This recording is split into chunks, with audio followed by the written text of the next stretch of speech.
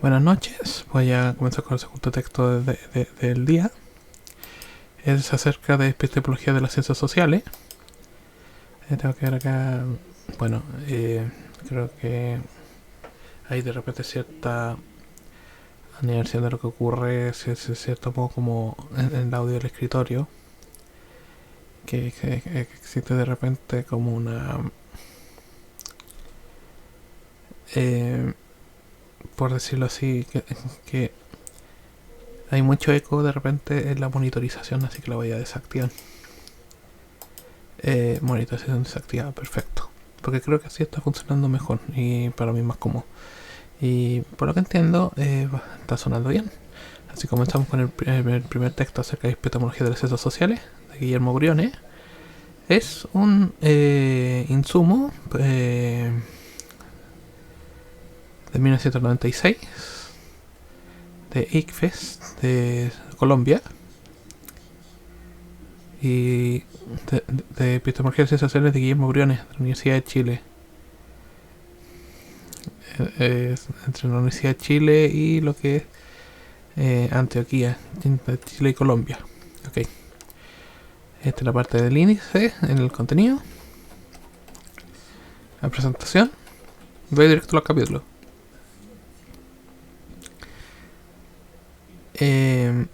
Bueno, esto es como módulos de educación a distancia. Introducción. En términos generales, la epistemología se define como análisis del conocimiento científico.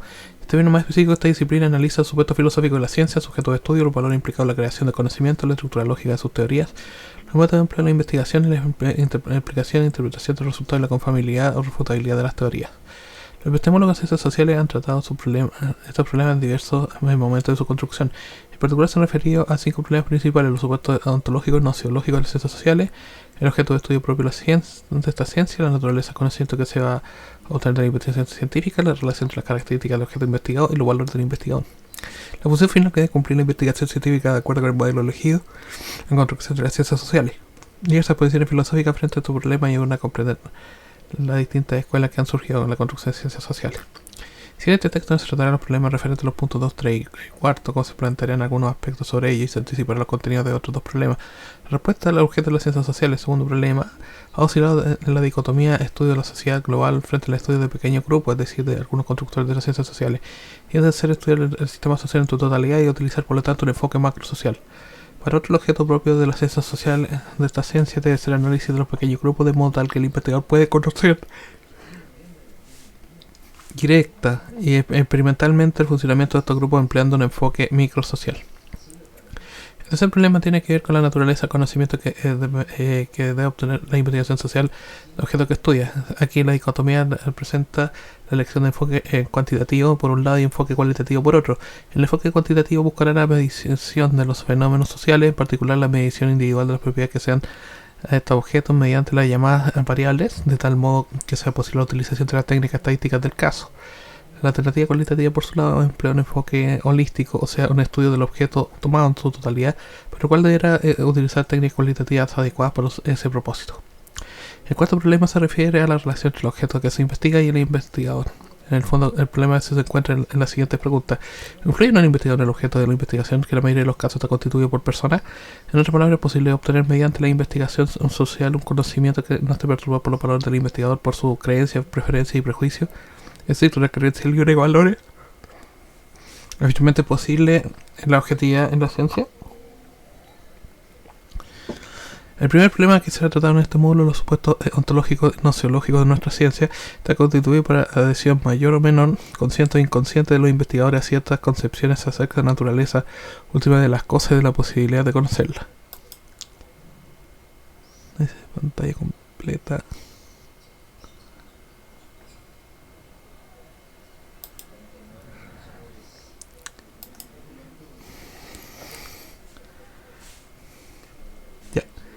El quinto y último problema, que también se ha guardado en este texto, tiene que ver con la función final que debe cumplir la investigación. Función que responde a la pregunta: ¿cuánto podemos entender determinado suceso social? A ver, voy a ver OBS, así que está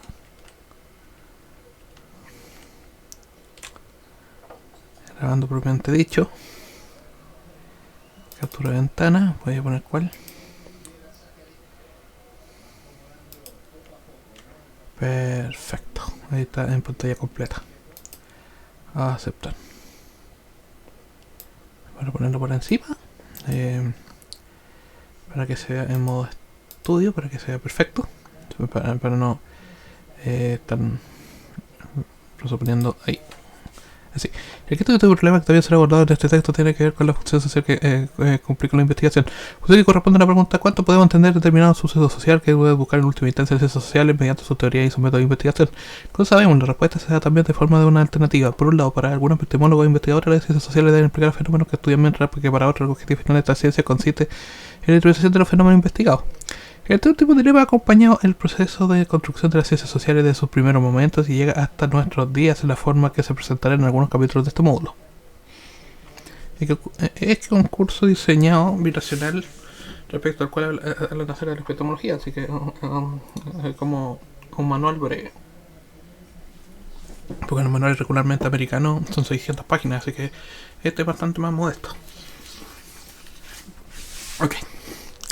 Por la mejor delimitación de nuestra exposición se establecerá que el término ciencias sociales, a que se dice aquí para referirnos a ciencias como la sociología, la ciencia política, la psicología social, la educación, la antropología social, la geografía social. Otras ciencias sociales como la historia, la economía, el derecho, para citar algunas, tienen sus propios enfoques teóricos y metodológicos, de tal modo que solo temas y problemas específicos de esas ciencias caen en los marcos epistemológicos presentados en este acto.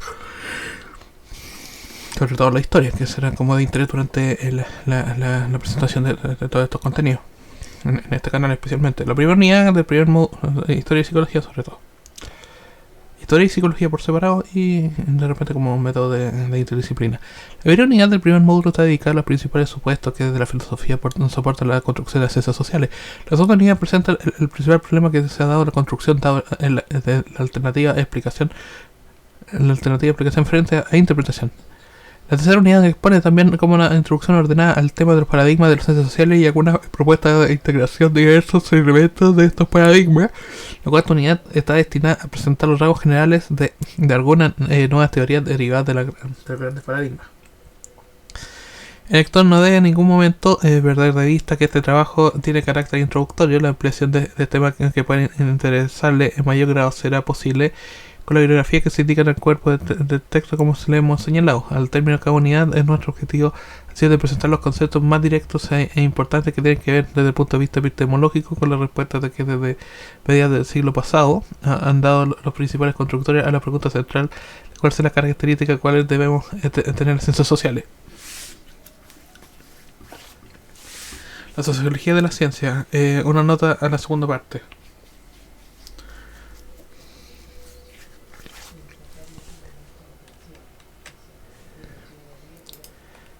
No, voy a salir de aquí porque se me va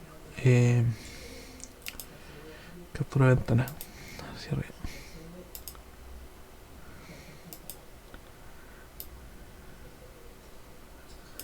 Ya, mejor con vista con pantalla completa.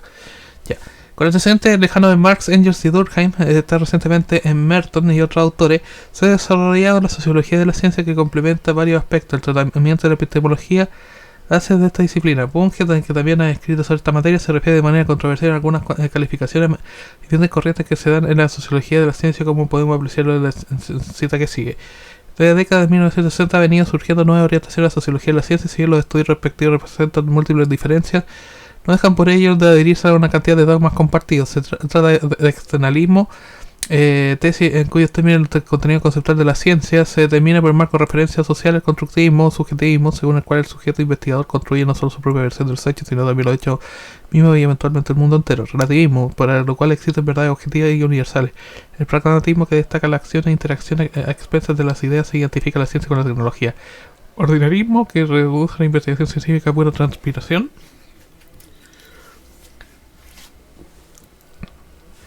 Es decir, inspiración, negándose a reconocer la ciencia en un rango especial y distinguirla de la ideología y la pseudociencia y hasta de la anticiencia. La opción de doctrinas psicológicas obsoletas como el conductismo, el psicoanálisis, la institución del positivismo, el racionalismo y otras filosofías clásicas por la multitud de filosofías ajenas a la ciencia, inclusive anticientíficas, como la filosofía lingüística, la fenomenología, el existencialismo, la hermenéutica, la teoría crítica, el postestructuralismo.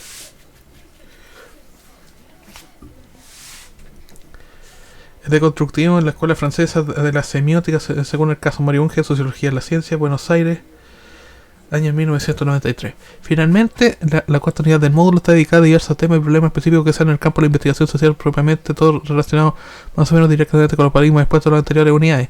También el trasfondo lejano con la elaboración epistemológica de la escuela filosófica que aportan las últimas fundamentaciones de la ciencia. Antes de comenzar con la exposición de los temas contenidos en las primeras dos unidades de este módulo, es conveniente señalar las dificultades de presentar en forma resumida escuelas filosóficas de posición epistemológica de especial complejidad frente a muchas de las cuales no existe aceptación unánime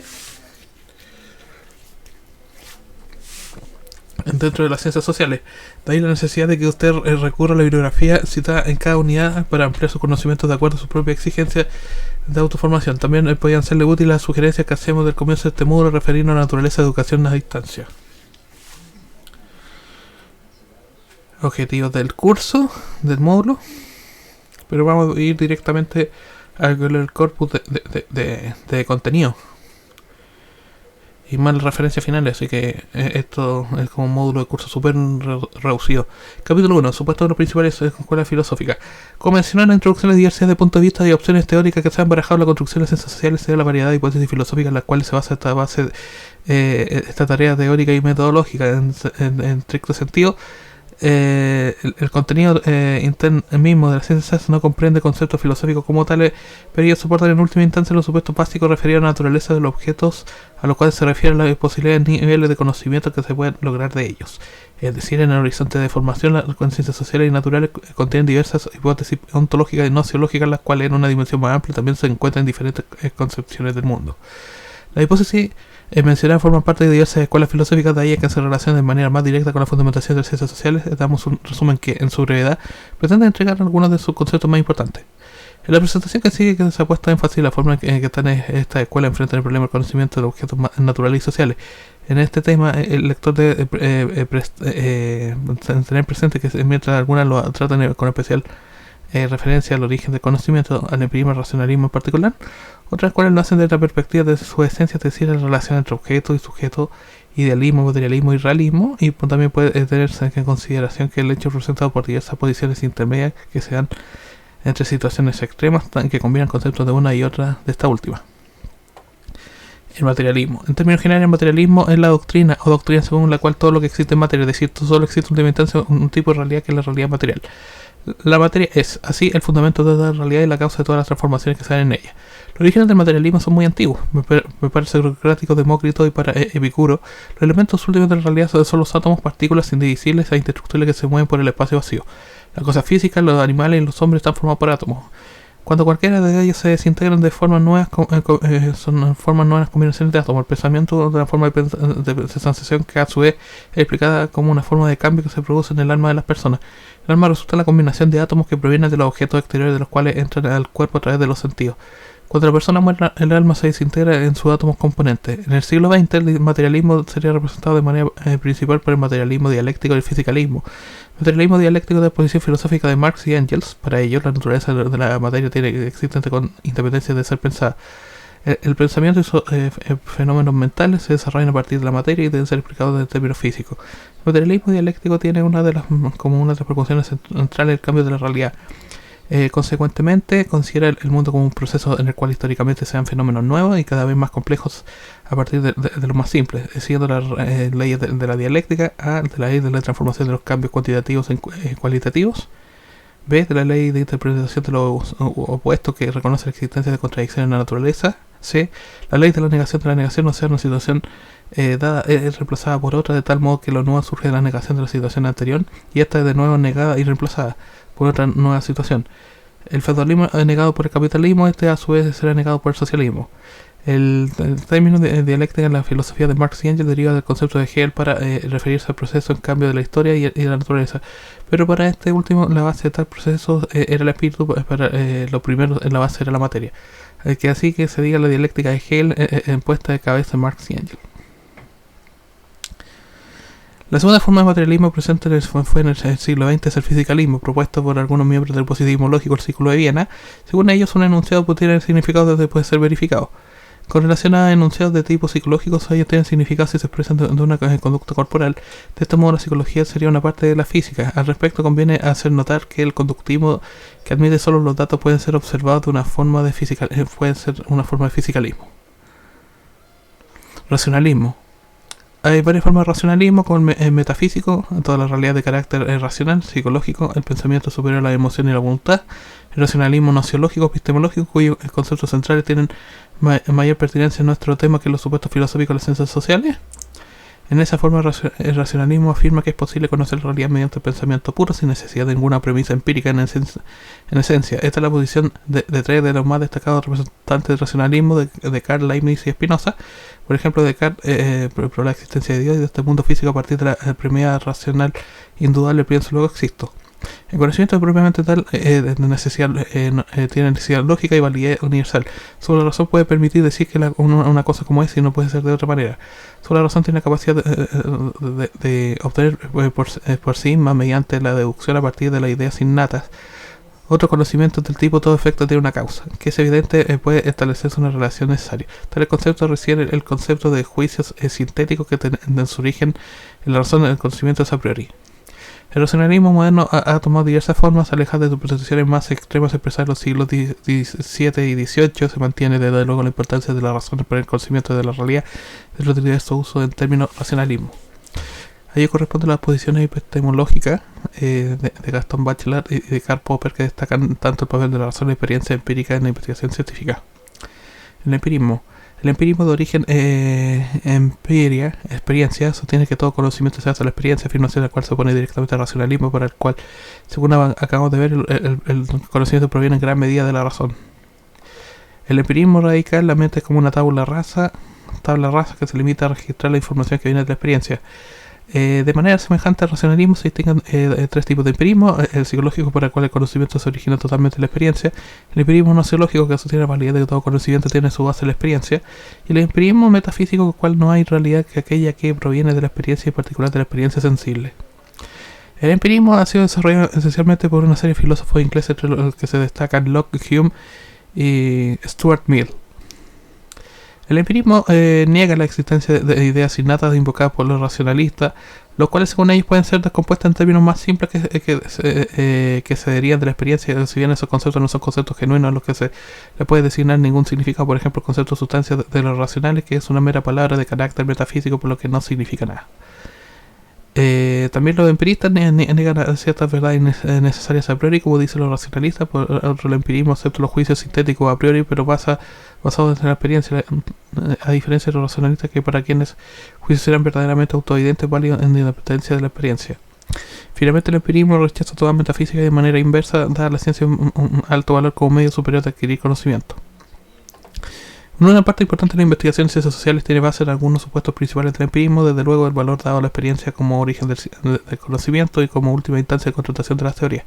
Pero justamente en cuanto reconoce que la ciencia está compuesta de teorías, el empirismo científico reconoce el papel de la razón en la práctica científica y el desarrollo de la ciencia. En esta posición se puede clasificar al sociólogo francés Émile Durkheim, que para sus opositores es uno de los más destacados empiristas dentro de las ciencias sociales, como lo es para ellos un positivista, en cuanto le da importancia al método de la ciencia natural en la investigación social. El realismo. De igual manera que las otras escuelas filosóficas, es posible distinguir varios tipos de realismo. Como realismo metafísico, el término realismo fue utilizado por primera vez para designar posición en la cual las ideas generales o universales, como se decía entonces, tenían existencia real, independiente de las pensadas o no. Como realismo nociológico afirma que el conocimiento es posible sin necesidad de la conciencia, imponga sus propias teorías de la realidad. Dentro de esta corriente se encuentran filósofos y epistemólogos como Bertrand Russell, Moore, Mario Bunge en nuestros tiempos. Todos estos se oponen a toda forma de idealismo. Dentro del realismo nociológico se distinguen tres versiones: el realismo ingenuo, por el cual el conocimiento es una reproducción exacta de la realidad; el realismo crítico, que afirma que no podemos aceptar sin crítica el conocimiento dado por los sentidos; podemos someter al examen tal conocimiento para comprobar en qué medida corresponde a la realidad tal cual se da. Tal examen acerca de este tipo de realismo al racionalismo, y de ese realismo científico para el cual la ciencia es la que proporciona mejor conocimiento de la realidad. En ella la razón, la experiencia se necesitan para conocer la verdad. Según su principio básico, el racionalismo científico rechaza todo tipo de conocimiento que pretenda tener valor de verdad, como el conocimiento ordinario, el conocimiento religioso, el conocimiento místico y el metafísico. El filósofo de la ciencia Mario Bunge tiende desde la posición de realismo científico, a la cual se adhiere un puente hacia el materialismo en la forma que indica a continuación. Todo ente material es cambiable cuando menos se refiere a su posición respecto de otros entes materiales. Para decirlo en forma negativa, en ningún momento la ciencia ha afirmado la inmutabilidad de la materia. Otra lección que podemos extraer de la que precede es que, lejos de alejarse del materialismo, la ciencia se está tornando cada vez más materialista de forma explícita, lo cual está haciendo no solo evitando el comercio con objetos y materiales, fuerzas vitales, fantasmas, pensamientos desencarnados, fuerzas históricas, supramateriales, etc., sino también de hecho esencialmente estudiando entes materiales. En efecto, la ciencia investiga cosas físicas tales como cuánta, campos, cuerpos, sistemas bioquímicos con los componentes de la célula, biosistemas tales como bacterias y hongos, y sistemas sociales tales como economías y culturas. De modo pues que la ciencia contemporánea puede caracterizarse como el estudio de objetos materiales por medio del método científico, con el fin de encontrar y sistematizar las leyes de tales objetos. En otras palabras, la investigación científica presupone una ontología materialista y también la enriquece. Mario Bunge, 1981. El idealismo. El idealismo es en general una escuela opuesta al materialismo y al realismo. En oposición a este último, sostiene que los objetos físicos no pueden tener existencia aparte de una mente que sea consciente de ello. En su larga historia, el idealismo ha formado por diversas variantes y expresiones, pero todas ellas pueden caracterizarse con la importancia central dada a la conciencia, a las ideas, al pensamiento, al sujeto, al yo y al proceso de conocimiento. Para comenzar, una breve síntesis, digamos que para el idealismo objetivo lógico de Platón, Leibniz, Hegel y de otros filósofos, los objetos son engendrados de una forma u otra por factores, causas, creencias e ideas que son independientes de la conciencia humana. Para el idealismo subjetivo de Berkeley, en particular, los objetos que conocemos corresponden a nuestras sensaciones. La existencia de los objetos consiste en ser percibidos. Ellos son ideas, de ahí el término idealismo. Kant basó su idealismo trascendental en su argumento sobre el cual el conocimiento se apoya en sensaciones referidas a un mundo compuesto de fenómenos que denomina las cosas en sí, pero de cuya realidad nada sabemos ni podemos saber. Sin embargo, si bien la mente, la razón, no puede imponer una estructura a la realidad como tal, puede hacerlo sobre las apariencias, ya que ella, la razón, posee ciertas categorías a priori como sustancia y causa, las que son independientes de toda experiencia sensorial. De acuerdo con estas afirmaciones, Kant insistía que la posición no arrojaba en ninguna duda sobre la ciencia y que por el contrario era la única fórmula para salvarla del escepticismo. La ciencia dice la verdad, afirma, pero solo la verdad sobre las apariencias.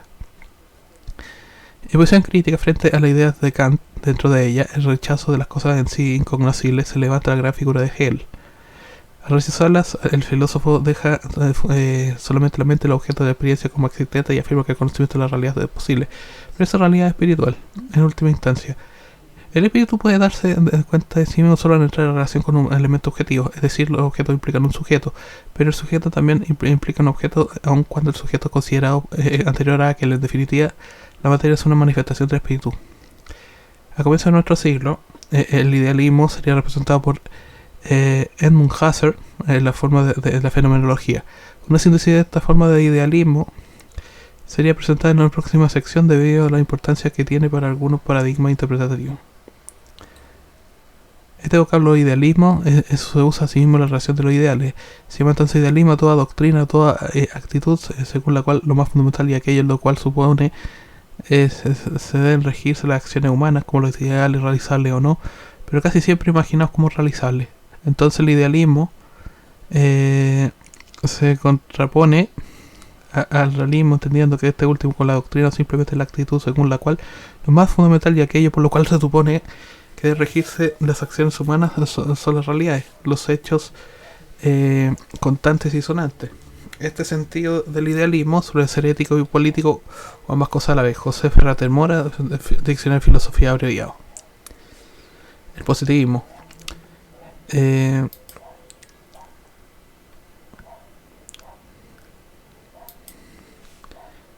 sentido amplio, el positivismo es una escuela filosófica según la cual todo conocimiento parece genuino debe basarse en la experiencia sensible. El progreso del conocimiento no solo es posible la observación y el experimento, según esta experiencia, esa exigencia y se sabe utilizar el método de las ciencias naturales. La pretensión por algunos filósofos de buscar conocimiento por medio de especulaciones metafísicas son intentos perdidos. Si bien la filosofía debería tener como Única tarea la de hacer comprensibles los métodos de las ciencias sociales y desarrollar además las concepciones generales que se derivan de los resultados de diferentes ciencias particulares. Francis Bacon, que puede ser llamado el padre de la escuela a la cual dio su nombre, sostiene que los filósofos no deben buscar más allá de los límites de la naturaleza. Hay hechos que deben ser abordados por ninguna concepción previa o ninguna de estos tipos. Hechos positivos pueden que deben ser aceptados por la fe, experiencia. San Simón aplica la palabra positiva a las ciencias que se basan en los hechos que han sido observados y analizados. Auguste Comte, el autor más identificado con esta escuela, destaca el término ya acuñado en el título sobre el principal curso de filosofía positiva, por poner de relieve que la función de la teoría consiste en coordinar los hechos observados de la ciencia y de alguna manera buscan la causa de su ocurrencia. La posición central de Comte se caracteriza por manifiesta aversión al espiritualismo metafísico y religioso, su aspiración por los poderes y realización exhibida por el pensamiento científico. En ese sentido, de manera que lo acerca fuertemente al tipo de postura asumida por Francis Bacon del siglo XVII, el interés principal de Comte no consiste en elaborar un nuevo sistema filosófico, sino en promover una profunda reforma social. En cuanto a la reforma requiere una radical transformación intelectual, Comte desarrolla su posición positivista. Tal concepción destaca la importancia del espíritu científico en la sociedad. Para Comte, las diferentes ciencias representan una alternativa de conocimiento de carácter unitario. Esta unidad que más allá de las diferencias observa las diferentes disciplinas científicas está asegurada por el apego a todas ellas el método científico. La unidad de método asegura la unidad de la ciencia. Comte busca aplicar el campo de la actividad humana el método científico de la manera que se puede generar un tipo de conocimiento sobre el hombre y la sociedad en la solidez de lo obtenido de las ciencias naturales. En este intento insiste en la primacía del concepto de proceso y se preocupan de manera particular por ofrecer una explicación científica sobre los procesos históricos. El objetivo de Comte es descubrir las leyes que es para explicar el devenir científico. Rafael Echeverría, El Búho de Minerva, Introducción a la filosofía moderna. Respecto al objetivo buscado por Comte, es de recordarse su ley de los tres estadios. Después de los estadios teológicos metafísicos vendría el estado positivo científico, en el cual se sustituyen las explicaciones metafísicas por las explicaciones propiamente científicas. El pensamiento de Comte ejerció una importante influencia en las concepciones metodológicas de Emil Durkheim en el campo de la sociología. El positivismo lógico. El positivismo lógico, también conocido como empirismo lógico, es una corriente surgida a fines de la década de 1920, cuyos representantes se agruparon en el llamado Círculo de Viena. Schlick, Carnap, Neurath, Frank Kaumann y Gödel, otros. Su visión básica se funda en el neopositivismo de McPherson y algunos empiristas ingleses como Hume posteriormente recibieron la influencia de Wittgenstein. El núcleo del positivismo lógico está constituido por el empirismo total, apoyado por los recursos de la lógica moderna, una alta valoración de la ciencia, un rechazo también total a la metafísica y el propósito de unificar el lenguaje de las diferentes ciencias con un denominador común que es el lenguaje de la física, fisicalismo. Para esta escuela una proposición solo tiene sentido si se apoya en un modo efectivo de verificación, como dice el significado de una proposición en su modo de verificación.